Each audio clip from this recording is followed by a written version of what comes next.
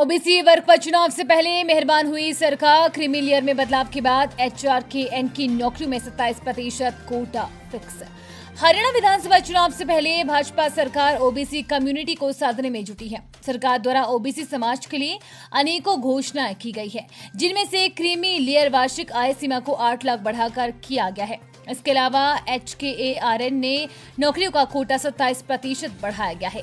यही नहीं, नौकरियों में पिछड़ा वर्ग ए और बी के बैकलॉग को प्राथमिकता के आधार पर भरा जाएगा। इन सभी घोषणाओं से ओबीसी समाज में सरकार के प्रति खुशी है। जींद के इलेक्शन होटल में ओबीसी समाज द्वारा ओबीसी आभार समारोह का आयोजन किया गया, जिसमें शहर से ओबीसी समाज के लोगों ने कार्यक्रम में शिरकत की। वहीं ओबीसी आभार समारोह में मुख्य अतिथि के तौर पर हरियाणा के मुख्यमंत्री नैब सिंह सैनी की पत्नी सुमन सैनी ने शिरकत की। एक्स्ट्रा क्रैच खोलने की तैयारी में हरियाणा सरकार इस साल सेंटरों के लिए रखा लाखों का बजट।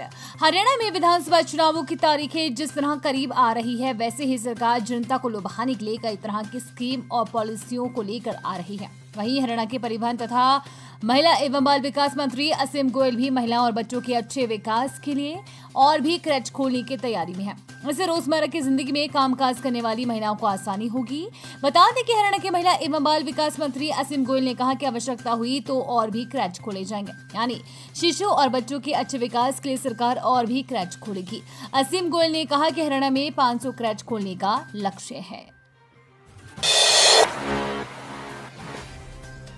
अत्याचार का मुकाबला करने के लिए पूरी तरह तैयार है हरियाणा की महिलाएं। रक्षा के लिए साथ है महिला आयोग। हरियाणा महिला आयोग की उपाध्यक्ष सोनिया अग्रवाल ने सोमवार को गुरुग्राम के सेक्टर 51 स्थित महिला थाने का औचक निरीक्षण किया। इस दौरान महिला थाने में शिकायत लेकर पहुंची महिला शिकायतकर्ता की फरियाद सुनते हुए थाना प्रबंधक गीता को मामलों में संवेदनशीलता के साथ कार्रवाई करने और निरीक्षण के दौरान जो खामियां मिली उन्हें तुरंत एक्शन लेते हुए दुरुस्त करने के निर्देश दिए। इस दौरान एसीपी डॉक्टर कविता भी मौजूद रहे। उपाध्यक्ष सोनिया अग्रवाल ने कहा कि हरियाणा महिला आयोग महिलाओं के हितों की रक्षा के लिए कृत संकल्प है। उन्होंने कहा कि महिलाओं से जुड़े जो भी मुद्दे सरकार तक पहुंचाने की बात आती है तो आयोग के माध्यम से सरकार उसे पूरा करने की सिफारिश की जाती है। हिसार एयरपोर्ट के लिए केंद्र ने दिए 1811 करोड़ रुपए। नागरिक उड्डयन मंत्री डॉक्टर कमल गुप्ता बोले, इंटीग्रेटेड मार्केटिंग क्लस्टर तैयार होगा। हरियाणा के पहले हिसार हवाई अड्डे के लिए केंद्र सरकार ने 1181 करोड़ रुपए जारी किए हैं। यहाँ 2988 एकड़ जमीन पर इंटीग्रेटेड मार्केटिंग क्लस्टर तैयार किया जाएगा और इनमें से 1300 एकड़ जमीन पर world port mega cargo port स्थापित किया जाएगा। नागरिक उड्डयन मंत्री डॉक्टर कमल गुप्ता ने ये जानकारी दी। ये वहां बैठक को संबोधित कर रहे थे। डॉक्टर कमल गुप्ता ने बताया कि इंटीग्रेटेड मार्केटिंग क्लस्टर विशुद्ध रूप से डिफेंस और एयरोस्पेस केंद्रित होगा। इसमें विश्व की बड़ी कंपनियों को उद्योग स्थापित करने के लिए आमंत्रित किया जाएगा। राष्ट्रीय औद्योगिक गलियारा विकास निगम यानी कि NICDC ने औद्योगिक विकास के लिए हरियाणा सरकार द्वारा दिया गया प्रस्ताव स्वीकार कर लिया है। NICDC की तरफ से हरियाणा सरकार को केंद्र सरकार की इक्विटी के तौर पर 1811 करोड़ रुपए दिए गए हैं।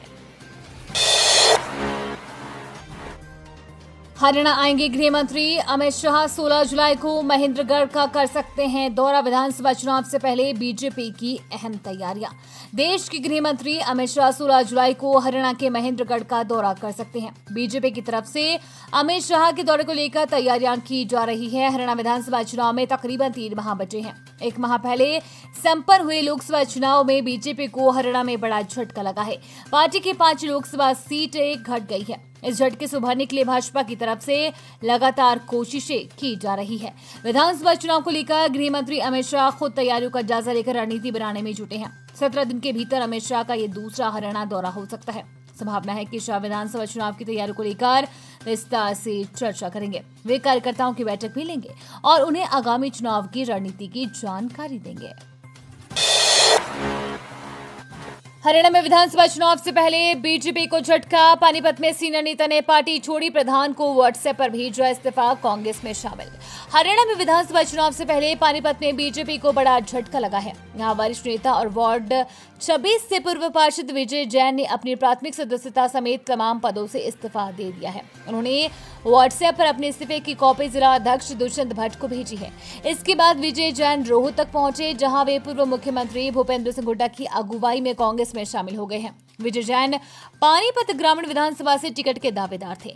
उन्होंने उनके वार्ड 26 में विकास कार्यों में भेदभाव के भी आरोप लगाए हैं। इधर भाजपा जिलाध्यक्ष दुष्यंत भट्ट ने कहा कि विजय जैन का इस्तीफा मिला है, पार्टी नेतृत्व को इसकी जानकारी दी गई है, इसको लेकर जल्द ही फैसला लिया जाएगा। ड्रिंक एंड ड्राइव करने पर 5 महिला चालक सहित 673 चालकों के किए चालान। ट्रैफिक पुलिस ने ड्रिंक एंड ड्राइव करने पर 5 महिला चालक सहित 673 चालकों के चालान किए। पुलिस कमिश्नर विकास अरोड़ा व डीसीपी ट्रैफिक वीरेंद्र विज के निर्देशानुसार ट्रैफिक पुलिस ने विशेष अभियान चलाकर ड्रिंक एंड ड्राइव वाले वाहन चालकों के नियमानुसार चालान किया। अभियान को सफल बनाने के लिए डीसीपी वीरेंद्र विज द्वारा ट्रैफिक पुलिस की विभिन्न पुलिस टीमों का गठन करके उनको चिन्हित स्थानों पर विशेष आदेश निर्देश देकर तैनात किया गया। एक्शन में दिखाई दिए खबरपाल गुर्जर, नगर निगम के क्लर्क को किया सस्पेंड, ये थी वजह। गुर्जर एक्शन मोड में दिखाई दिए। उन्होंने नगर निगम के एक क्लर्क को किया सस्पेंड। बता दी क्लर्क पर नाजायज तरीके से 18% ब्याज लगाकर 80 लाख रुपए की रिकवरी करने का आरोप लगा था। मंत्री ने कहा कि रिश्वत लेने के चक्कर में परेशान कर रहा था। वहीं टीडीआई कंपनी द्वारा वादी के अनुसार मूलभूत सेवाएं न देने पर मंत्री और जिला उपायुक्त भड़क गए। जिला उपायुक्त ने कंपनी के अधिकारियों को कंपनी ब्लैकलिस्ट करने की चेतावनी दी। साथ ही मंत्री ने अगले मीटिंग तक काम करने का अल्टीमेटम दिया, नहीं तो एफआईआर करने के निर्देश दिए। भाजपा राज में खंडहर बनी कानून व्यवस्था, अनुराग ढांडा ने बीजेपी पर साधा निशाना। आम आदमी पार्टी के वरिष्ठ प्रदेश उपाध्यक्ष अनुराग ढांडा ने चंडीगढ़ में प्रदेश पार्टी कार्यालय में प्रेस वार्ता कर हरियाणा में असुरक्षित नेतृत्व में चल रही सरकार को लेकर बीजेपी पर निशाना साधा। उन्होंने आज पूरे प्रदेश में कानून और सरकार का नहीं बल्कि जंगल राज चल रहा है। पूरे हरियाणा में ऐसी घटनाएं हो रही है जो सरकार को शर्मसार करने के लिए काफी है। हरियाणा फिरौतीबाजों का सेफ हेवन बन गया है। जगह जगह पर फायरिंग की घटनाएं हो रही हैं। पिछले कई दिनों में ऐसे वीडियो सामने आए हैं जैसे कोई फिल्म की शूटिंग चल रही हो। प्रदेश में ऐसी घटनाएं हुई है जिसमें फायरिंग करके व्यापारियों में भय पैदा करने की कोशिश की जा रही है और उसके बाद उनसे फिरौती मांगी जाती है। बस में ठूस ठूस कर भरी थी 300 सवारियां, कई महिलाएं बच्चे हुए बेहोश। कनाल में शॉकर टूटा तो सड़क पर लगी लाइन। स्लीपर बस में करीब 300 सवारियों को ठूस ठूस कर भरा हुआ था। बस में सवार कई लोग बेहोश भी हो गए थे। ओवरलोड बस का कनाल के जीटी रोड पर शॉकर टूट गया। जब सवारियां बस से बाहर आई तो पूरी सड़क लोगों से भर गई। किसी ने मामले की सूचना पुलिस को दी। मौके पर पहुंची तराबड़ी पुलिस सवारियां गिनने लगी तो उनके भी होश उड़ गए। बस में सवार लोगों ने पुलिस को अपनी परेशानी बताई। इसके बाद पुलिस ने बस को कब्जे में लिया और सवारियों को अन्य 3 बसें बुलाकर उन्हें रवाना किया। यात्रियों ने बताया कि उनमें किसी को बिहार जाना था तो किसी को यूपी जाना था। धान लगाने का सीजन खत्म होने पर वो अपने घर जा रहे थे।